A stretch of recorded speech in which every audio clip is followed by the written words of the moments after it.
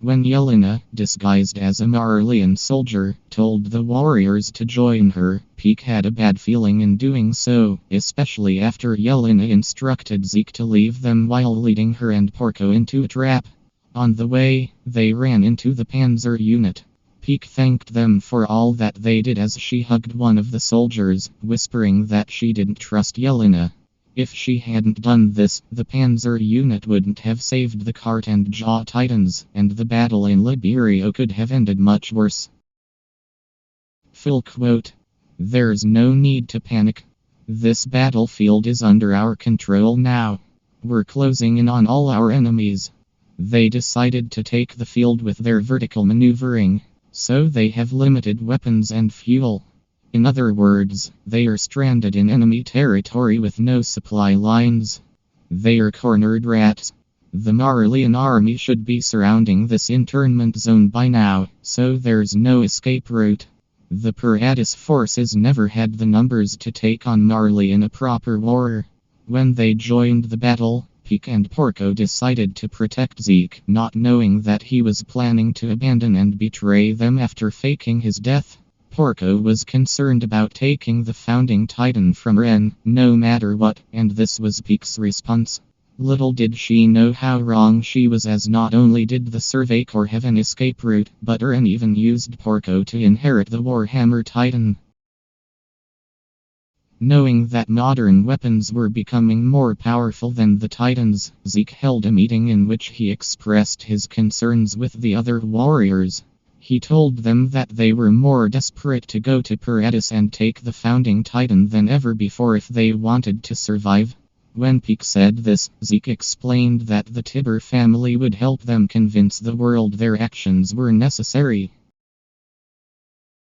Though Pieck didn't remember who Yelena was when she trapped them, Pieck quickly remembered and told Magath it was one of the members of the first survey fleet, which had gone missing after going to Paradis.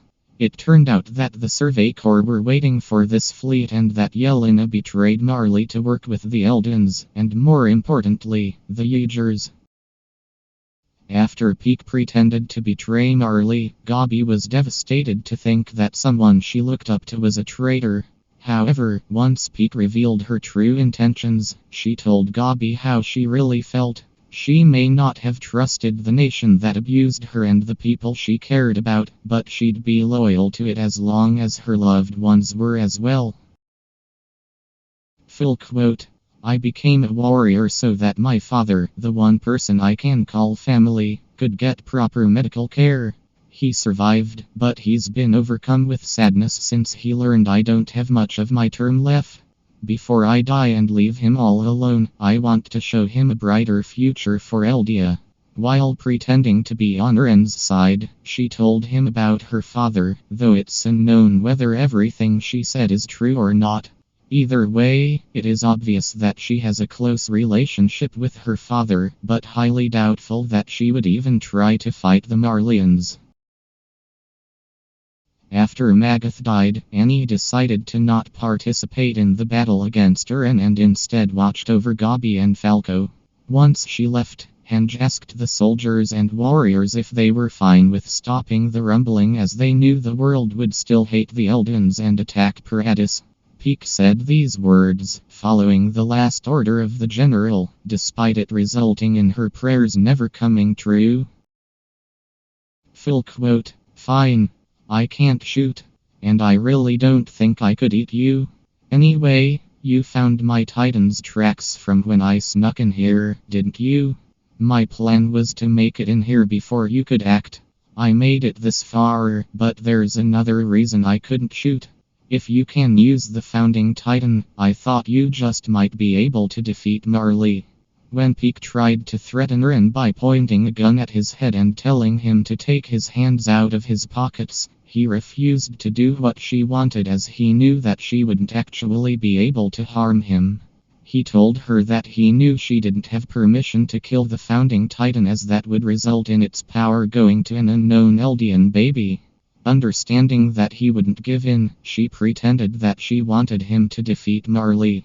Though he didn't trust her, he tried to see if she would lead him to her comrades. After Pieck saved Zeke and Shiganshina, she ran toward Reiner so the three of them could escape. However, on the way, they met Eren for the first time. Zeke told his brother that their father had brainwashed him and that he'd return to save him. Pieck recalled this just moments before admitting that she wasn't on Eren's side. Full quote. We are subjects of Ymir. That is our one inescapable truth. Whatever we might say we are people who can become titans. You saw at Fort Slava how, one day, the power of the titans will no longer work. In other words, even Marley will be done with us, and they'll kill us all. Prove as many times as you want that you're a good Eldian. They will never free you. We have to win our human rights for ourselves. All that Gabi ever wanted to do was prove that she was a good Eldian to Marley. Before learning that Pieck had simply tricked Eren, she pointed her gun at the cart titan. In keeping up with the act and taking her weapon, Pieck said these words, and though some of the terminology only applies to Attack on Titan, the meaning is unfortunately a brutal truth to many people in real life.